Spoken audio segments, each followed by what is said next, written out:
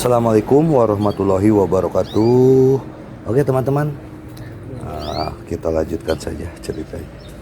Bab 311 sampai 312. Bab 311. Apakah kamu berani membunuhku? Saat saya menangkap seseorang, saya tidak membutuhkan bukti, saya hanya perlu kecurigaan. Lin Yue tampak sombong, dengan rasa jijik yang tidak terselubung. Bahkan jika kamu benar-benar di sini untuk membantu, terus kenapa wanita itu baru saja diserang? Aku harus berhati-hati dan tidak membiarkan siapapun yang mencurigakan pergi. Setelah dia selesai berbicara, dia melambaikan tangannya. Persetan denganku, hidup atau mati. Sombong, Zhang Cuksue sangat marah. Beraninya kamu, batuk-batuk-batuk, saya tidak mengizinkan batuk-batuk. Awalnya dia dalam kondisi kesehatan yang tidak baik. Dia sudah kehabisan tenaga saat dikejar. Sekarang dia sangat marah hingga dia terbatuk-batuk. Dia menutupi hatinya dengan rasa sakit di wajahnya dan tidak bisa mengucapkan kalimat lengkap. Cusue, Ye Yan kaget dan hendak membantunya. Lin Yue memimpin seseorang untuk menghentikannya, dan kemudian berkata kepada Zhang Cuksue, "Nona, jika kesehatan Anda tidak baik, jangan khawatir tentang hal-hal ini. Jangan khawatir, saya akan menangani orang ini dengan benar." Zhang Cuksue menutup mulutnya dengan satu tangan untuk menekan batuknya, dan mencoba menghentikannya dengan tangan lainnya, tetapi dia tidak dapat menggunakan kekuatannya. Ekspresi Ye Yan berubah menjadi sangat dingin. Dia sedang tidak enak badan sekarang. Apa kamu tidak bisa melihatnya karena kamu buta? Ekspresi jijik muncul di wajah Lin Yue. Apakah saya perlu Anda mengajari saya cara melakukan sesuatu? Ini hanya untuk melenyapkan target yang paling mengancam terlebih dahulu. Ye Yan menyipitkan matanya sedikit dan mencibir, prioritas yang luar biasa untuk dikecualikan. Megah, Lin Yue memukul telapak tangannya dengan pisau di tangannya. Apakah kamu pikir kamu bisa lolos hari ini dengan berpura-pura tenang? Itu tidak mungkin. Dia mengarahkan pedangnya ke Ye Yan. Jika kamu tahu apa yang terjadi, berlututlah dan selamatkan aku dari membuang-buang waktuku. Kali ini, Zhang Cuksue akhirnya berhasil bernapas lega. Lin Yue, mundurlah. Ini perintah. Suaranya sangat serak tapi sangat dingin, dan dia jelas sangat marah. Namun, Lin Yue tidak berniat untuk mematuhi perintah tersebut. Sebaliknya, dia berkata dengan nada tegas, "Nona, Anda pasti telah ditipu olehnya. Sebagai penjaga keamanan Anda, saya memiliki tanggung jawab dan kewajiban untuk menangani siapapun yang memiliki niat buruk untukmu." Kamu, Zhang Cuksue sangat marah. Namun saat ini, 10 orang yang dibawa oleh Lin Yue sudah mengepung Ye Yan. Bahkan jika keempat pengawal pribadi ingin menghentikannya, mereka tidak dapat melakukan apapun untuk saat ini. Luka di tubuh mereka semuanya serius. Meski sudah distabilkan oleh Ye Yan, mustahil bagi mereka untuk bertarung. Meskipun orang-orang Lin Yue sepertinya pernah mengalami pertempuran, mereka semua sangat kuat secara fisik.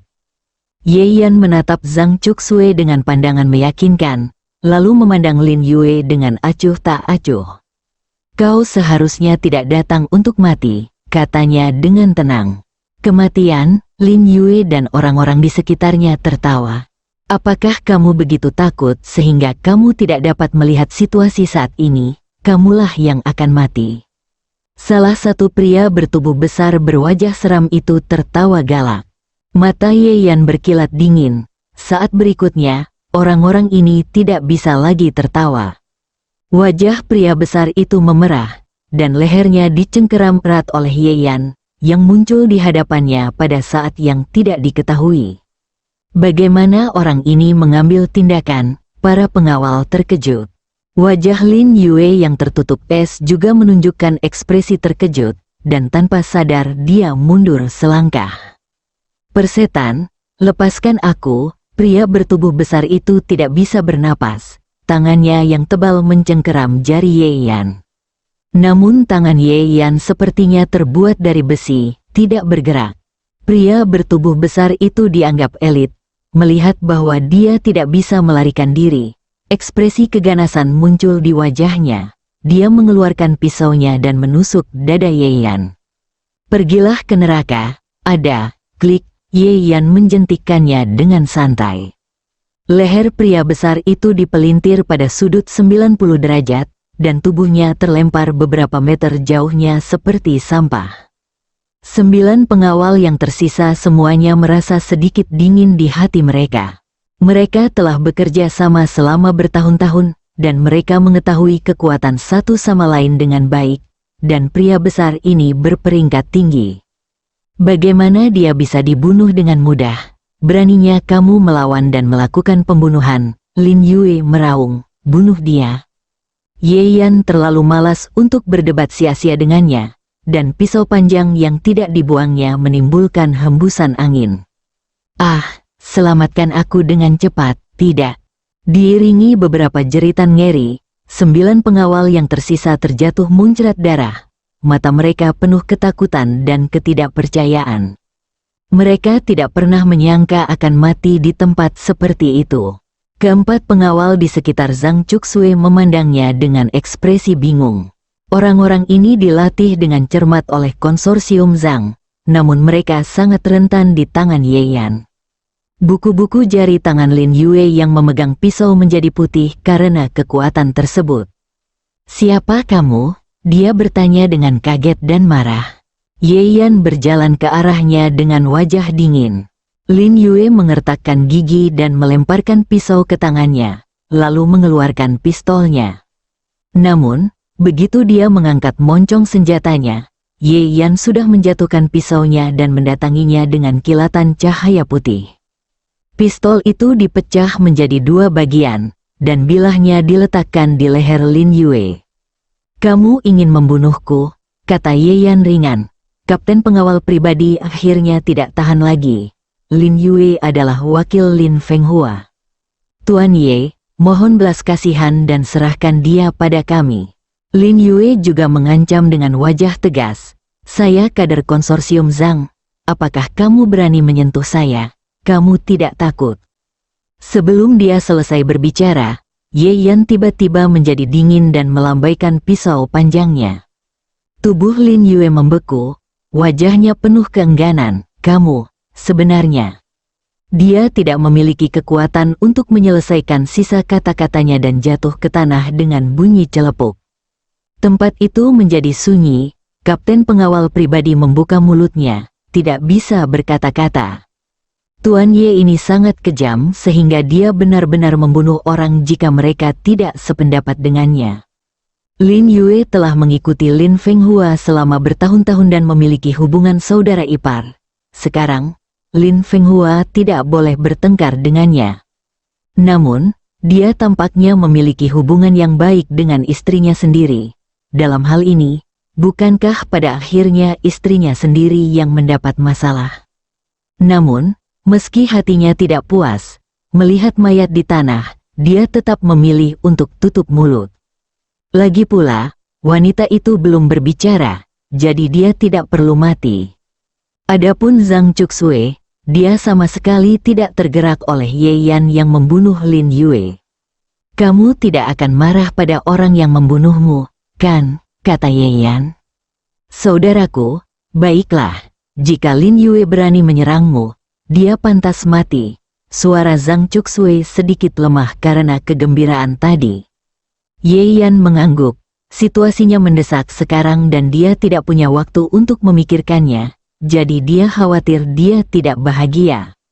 Saat dia hendak menjelaskan, terdengar suara langkah kaki di luar hutan. "Datang lagi, siapa kali ini?" Ye Yan berbalik dan menoleh.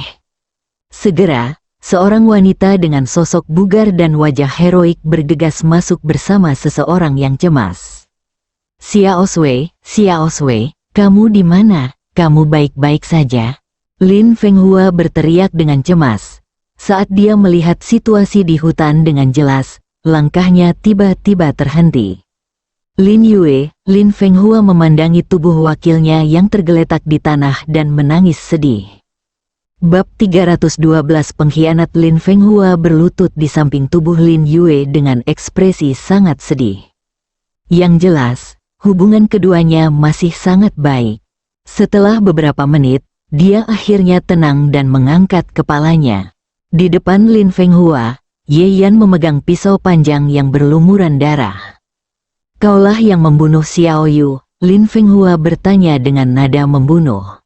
Ye Yan tidak bermaksud menyembunyikannya dan mengangguk. "Iya. Kamu bajingan, aku akan membunuhmu." Lin Fenghua mengeluarkan pukulan kecil dari belakang dengan kemarahan yang sangat besar di matanya. "Berhenti!" Zhang Chuxue meraung dengan marah. Setelah berteriak, tubuhnya bergoyang, dan kekuatan yang akhirnya dia pulihkan kembali habis. Lin Fenghua membeku. Dia tidak mengerti mengapa nona mudanya menghentikannya mengeksekusi Ye Yan. "Xiao Sui, ada apa denganmu? Apakah kamu masih ingin melindunginya saat ini? Dialah yang membunuh kita," Lin Fenghua berkata dengan sedih dan marah. Zhang Chuxue berkata dengan tenang, "Karena saya ingin membunuhnya, pasti ada alasan yang masuk akal." Sekarang, dia hampir sepenuhnya percaya pada Ye Yan. Tapi Lin Fenghua tidak bisa menerima penjelasan ini sama sekali. Mengarahkan senjatanya ke Ye Yan, mengertakkan gigi dan berkata, "Obat macam apa yang dia tuangkan padamu untuk orang lemah seperti itu hingga membuatmu begitu percaya padanya?" Zhang Chuxue tidak berkata apa-apa. Sebelum bertemu Ye Yan, hidupnya penuh keputusasaan. Kebahagiaannya, bakatnya, dan impiannya semuanya ditelan oleh penyakit mengerikan itu. Tidak ada yang bisa memahami keputusasaan seperti ini, jadi tidak ada yang bisa memahami perasaan dan kepercayaan seperti apa yang dia miliki terhadap Ye Yan. Saat lapangan kembali sunyi, suara Ye Yan terdengar. "Saya memang punya alasan untuk membunuh wanita ini." Lin Fenghua menatapnya dengan mata kanibal. "Apapun alasanmu, kamu pantas mati." Mulut Ye Yan sedikit melengkung dan melengkung dingin. "Bahkan jika aku membunuh seorang pengkhianat." Semua orang tercengang. "Pengkhianat, Lin Yue? Diam, dasar sampah. Kamu menyebabkan Xiao Yu mati dan kamu masih menuangkan air kotor padanya." Lin Fenghua meraung dengan marah. Yang lain juga memiliki ekspresi dingin di wajah mereka, dan beberapa bahkan memiliki rasa permusuhan yang kuat. Lin Yue telah bersama Lin Fenghua selama lebih dari 10 tahun dan telah bekerja untuk konsorsium Zhang sepanjang hidup dan mati. Bahkan keempat pengawal pribadinya pun tidak mempercayainya. Hanya Zhang Chuxue yang memandang Ye Yan dengan ekspresi tenang dan percaya diri. Dia percaya bahwa kakaknya tidak akan pernah mengatakan sesuatu yang tidak berdasar.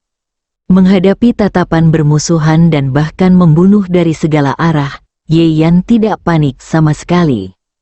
"Kamu tidak percaya? Lalu lihat pergelangan tangannya. Lalu lihat pergelangan tangan yang menonjol itu." Dia menunjuk dengan santai dan berkata, Lin Fenghua dan yang lainnya tidak bisa tidak mengikuti kata-katanya dan menoleh. Meski begitu, ekspresi mereka sedikit berubah.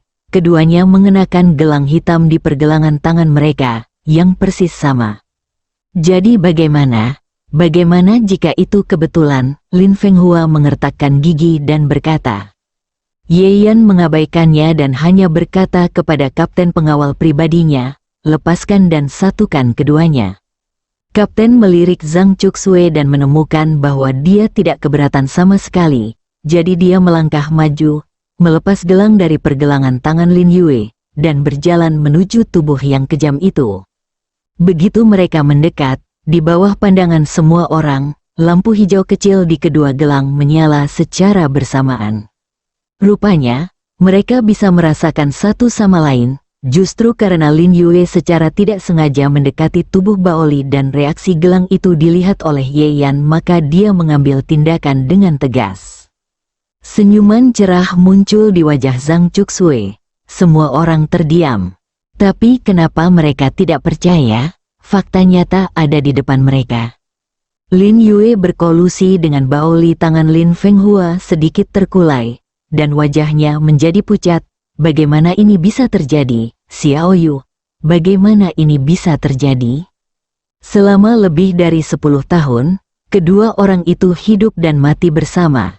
Terbukti dengan sendirinya betapa dalamnya persahabatan yang terjalin setelahnya. Tapi sekarang, dia tiba-tiba tahu bahwa orang seperti itu sebenarnya adalah pengkhianat. Pukulan terhadap Lin Fenghua bisa dibayangkan. Tiba-tiba, ekspresinya menjadi tajam lagi, dan dia mengangkat senjatanya dengan tajam. Itu juga tidak benar. Xiao Yu adalah pengkhianat. Kenapa kamu begitu ingin membunuhnya? Ketika Ye Yan menelepon Zhang Chuxue sebelumnya, Lin Fenghua ada di dekatnya, jadi dia tidak heran mengapa Ye Yan tahu bahwa mereka sedang diserang. Sudah cukup, apakah kamu sudah selesai? Wajah Zhang Chuxue menjadi gelap dan dia melangkah maju untuk menghalangi Ye Yan. Dia khawatir Lin Fenghua tidak stabil dan dipecat. Lin Fenghua mengertakkan gigi dan berkata, Xiao Sui, ketika orang normal mendengar hal seperti ini, sudah terlambat untuk bersembunyi. Tidakkah kamu terkejut bahwa anak laki-laki cantik yang berhati lembut memiliki keberanian untuk datang dan menyelamatkan orang? Lagi pula, karena dia datang untuk menyelamatkan orang, bagaimana mungkin dia tidak mengalami luka di tubuhnya? Pasti ada yang salah dengan orang ini, tidak mungkin untuk mengatakannya, dia juga bersama para penyerang. Menurutnya, pengawal pribadi Zhang Chuxue lah yang membunuh semua penyerang dan menangkap Lin Yue. Adapun Ye Yan, orang ini mungkin khawatir sesuatu akan terjadi pada dermawan yang akhirnya dekat dengannya. Jadi dia datang untuk menyelamatkan orang, tapi kemungkinan besar dia bersembunyi di balik Zhang Chuxue. Tapi Lin Fenghua hanya ingin memberi label tertentu pada Ye Yan. Temannya selama lebih dari 10 tahun adalah seorang pengkhianat, dan sekarang dia sudah mati. Mengapa bocah cantik ini bisa hidup bahagia, memanfaatkan perasaan Xiao Sui? Bajingan ini harus dikuburkan bersama Lin Yue. Ye Yan memegang bahu Zhang Chuxue dan menyuruhnya untuk tidak khawatir. Dia melirik ekspresi Lin Fenghua dan secara kasar mengetahui apa yang dipikirkan wanita itu. Ku bilang, ada alasan kenapa aku membunuhnya. Saat Ye Yan berbicara, dia menggerakkan pisau panjang di tangannya, dan mantel Lin Yue terbelah. Sombong, apa yang kamu lakukan? Teriak Lin Fenghua. Lin Yue sudah mati, dan orang ini benar-benar menodai tubuhnya. Apa yang kamu teriakkan? Buka matamu dan lihatlah. Dia mengangkat ujung pisaunya, dan wajah pengawal itu bergerak-gerak. Mantel Lin Yue yang dipotong sebenarnya diikat erat dengan cincin bahan peledak. Ye Yan menggunakan pisaunya lagi dan menghembuskan energi batinnya, menjabat tangan yang dipegangnya. Detonator mikro terungkap, baru saja, jika dia tidak bertindak tanpa ragu-ragu, Lin Yue akan menekan tombol dan menyeret semua orang di lapangan untuk dikuburkan bersamanya. Mata Lin Fenghua kusam dan dia tidak bisa mengucapkan sepatah kata pun. Ada pertanyaan lagi, suara tenang Zhang Chuxue terdengar. Lin Fenghua menjadi kaku untuk beberapa saat dan menggelengkan kepalanya dengan susah payah. Zhang Chuxue mengulurkan tangan untuk memegang Ye Yan dan berjalan keluar. Di tengah jalan, dia berhenti dan berkata tanpa menoleh ke belakang, "Aku sangat kecewa padamu. Silakan periksa sendiri saat kamu kembali. Di masa depan, daripada berfokus untuk menimbulkan masalah bagi saudaraku, kamu harus memikirkan bagaimana cara menjaga rakyatmu." Setelah mengatakan itu, Zhang Chuxue menarik Ye Yan pergi. Hanya Lin Fenghua, yang terlihat sangat jelek, yang tersisa. Bersambung.